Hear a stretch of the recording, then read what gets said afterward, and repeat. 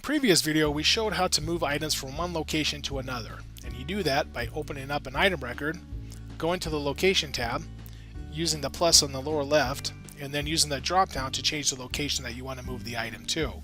This works fantastically when you want to move one item to a different location.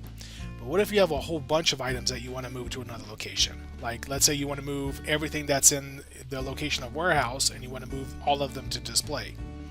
Or let's say that you are not working with an artist any longer and you need to move everything from that artist back to the artist, or RTA. Well, you certainly don't want to open up the record for each one and manually move them. So you want to do it in what's called batch mode. And to do that, you'll use these arrows in the top right hand corner that says Move Inventory.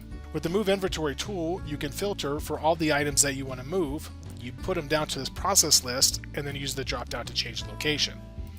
For example, let's say you want to move everything that's in the location of warehouse to stock. So you'll just pick warehouse and then hit search. In my example, I'm going to move everything from artist Andrea. I want to move all of these to RTA. So you can also do limited editions. So let's say that you have an edition size of 10 and you want to move editions 1 through 5. Notice in the title it's got in parentheses and then it's got the edition and the edition number, so you can see which editions you're moving. So in this case I'm going to move all of them. Now I can check all these boxes, or I could just use a shortcut by using this box in the top left and then doing this move checked items down to process list. So that moves them to the bottom.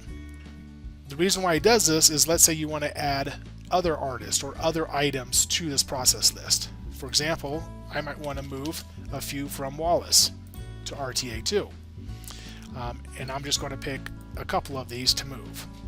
So I'll just add these to the process list on the bottom, so it goes out from the top onto the bottom. When you have the whole bottom processed and full of the items that you want to move, you use the drop down, and then I'm going to select RTA and then hit process. So it tells you how many removed, and in this particular situation, it's just like doing an RTA via the purchase order screen, but you're doing it via the Move Inventory screen. So if I hit close and then reload my item list, now you can see all of the items from Andrea Smith